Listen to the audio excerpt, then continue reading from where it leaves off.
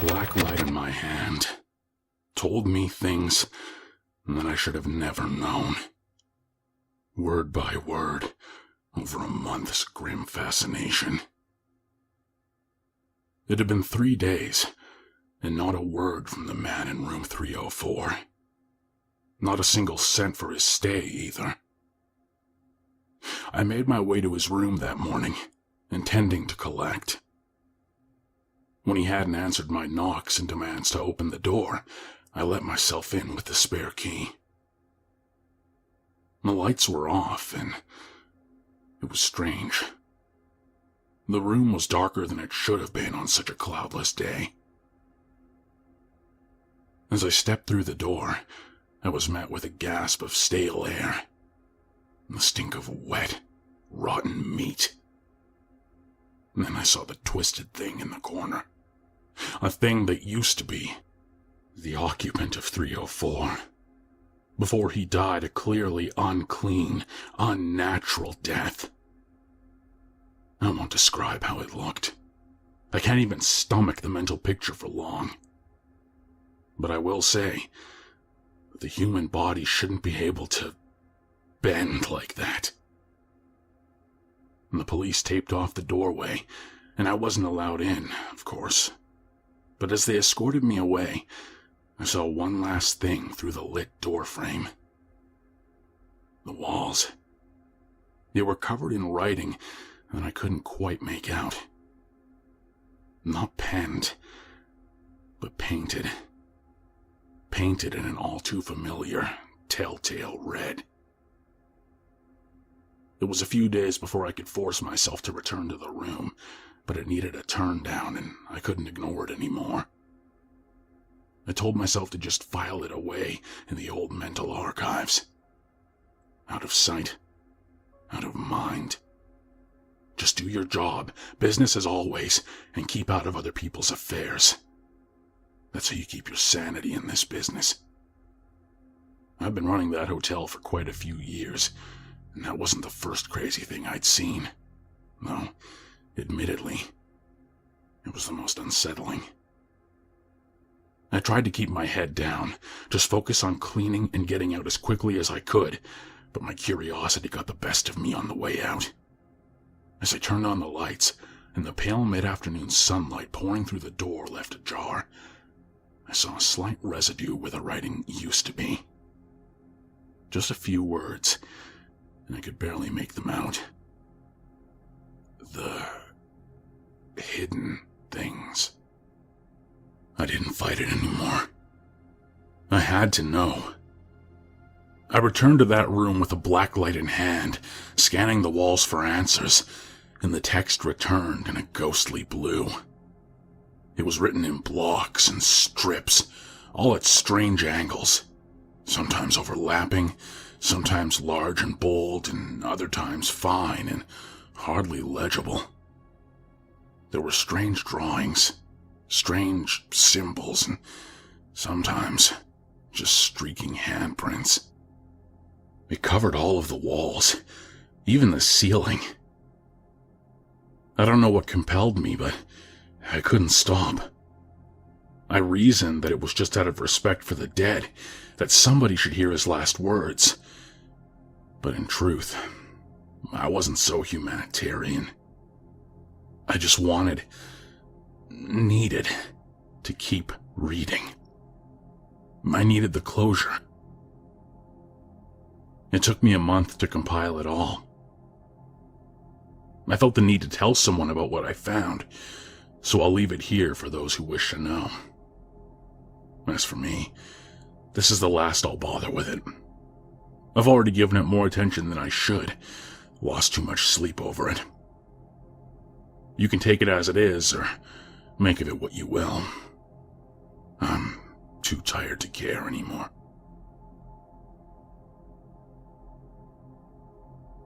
They haunt those who know of them, and they claim those who have wronged them. I've learned this much, and that's why I know I'll never escape. I should have left it alone. I was better off not knowing. I should have ignored the voices when they came, but I tried to fight back. I've opened too many doors that should have remained closed. I should have just left it alone. A voice chortles from the bottom of the dresser drawer, a hideous noise of throaty snorts, crackling consonants and airy vowels. Yeah, though I walk through the valley of the shadow of death, I will fear no evil. It laughs at me.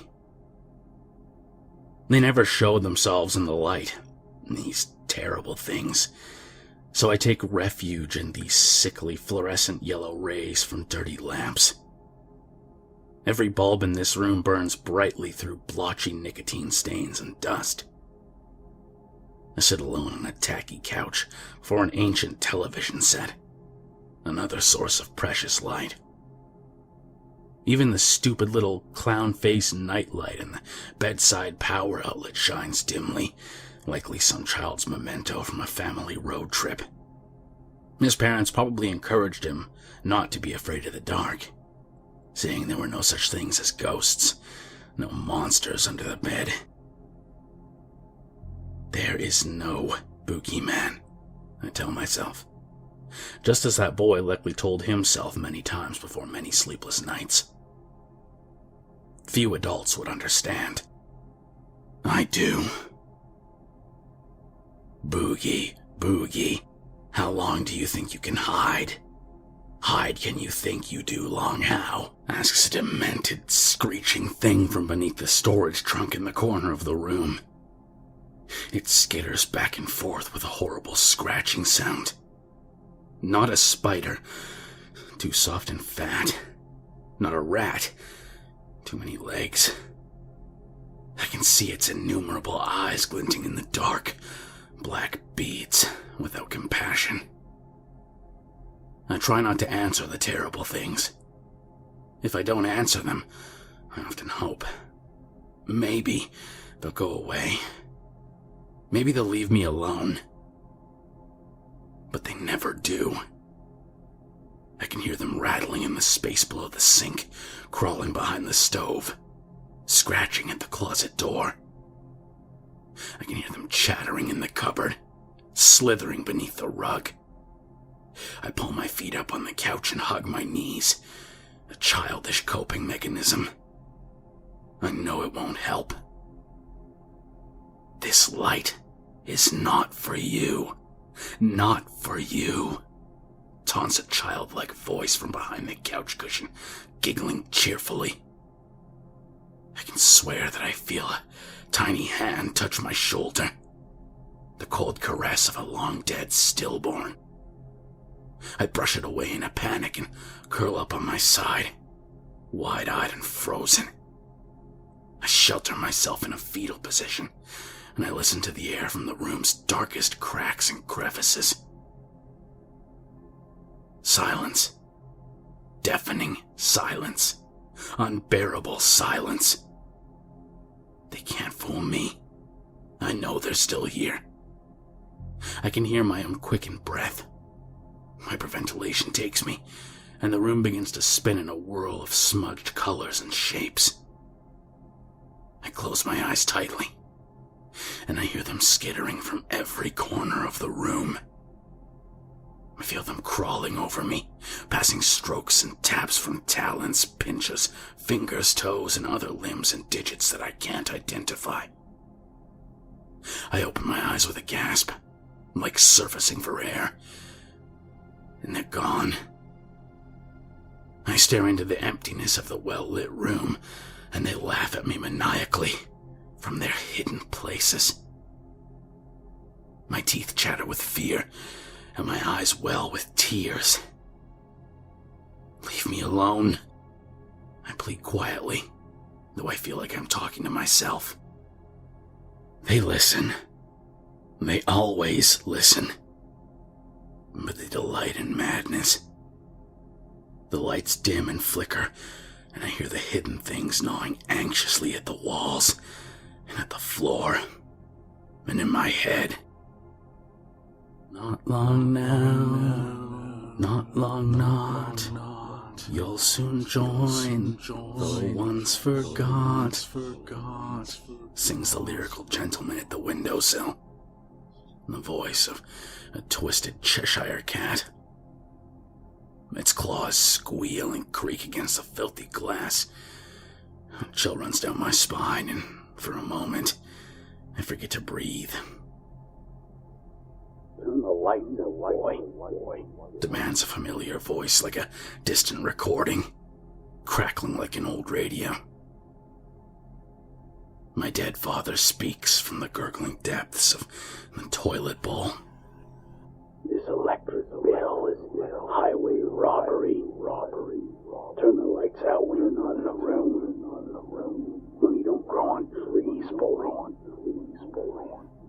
I hear the toilet flush, and the lights begin to flash and flicker one after another.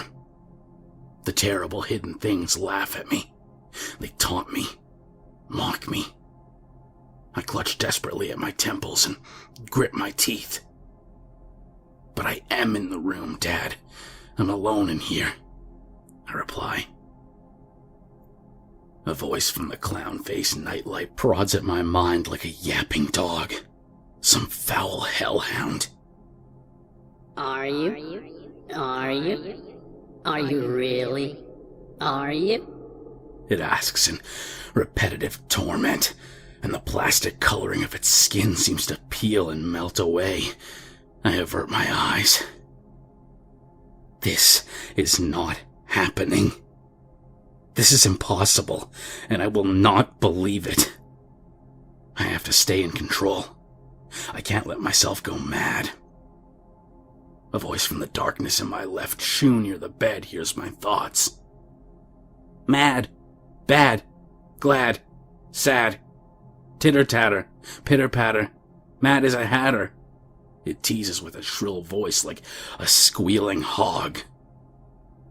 I shake my head, sobbing violently as I try desperately to ignore the chaotic chatter of the hidden things. I lose myself in memory, the hindsight of pitying people like me, the haunted ones, thinking them crazy. They were alone in their suffering, always alone. The world could never understand. Are these things real? Are they only in my head? Some disturbance of the mind? Honestly, I'm not sure that it really matters anymore. The lights flicker, dim, and die at last. I can hear them declare their presence, turn by turn, a prologue for the coming slaughter. "We," says the gruff voice from the bottom drawer. "Are," says the demented creature from beneath the storage trunk. "Legion," says the child from behind the couch cushion. "4," says the gentleman at the windowsill. "We," says the voice of the melting clown. "Are," says the monster in my shoe. "Many," says my father from the toilet bowl. I hear them converge on me in the darkness, a terrifying clatter blanketing every surface in the room. No escape. I only wonder what they'll find of me after the hidden things have their way. I wonder if there'll be anything left to find. This is where the text seemed to end, or at least it was all I bothered to look for. I walled off the room after that. I wanted it to be forgotten. But one thing still hangs on my mind. I saw it just as I was about to close the door for the last time. It was a tiny message scrawled on the carpet. It wasn't written in blood, but something black and sticky. I keep telling myself that it must have been something I missed, though I don't know how I could have, not with all the times I'd been in that room since the incident. I hope that's all it is. Because if it's not, then that would mean it was left for me. Run or fight for all your might. Hush the creatures of the night. Spare us not this dreadful light. We shall hide ourselves from the sight. Stay the while, but for your crime. At death knell's chime, we will claim your soul in time. They haunt those who know of them, these hidden things, and they claim those who have wronged them.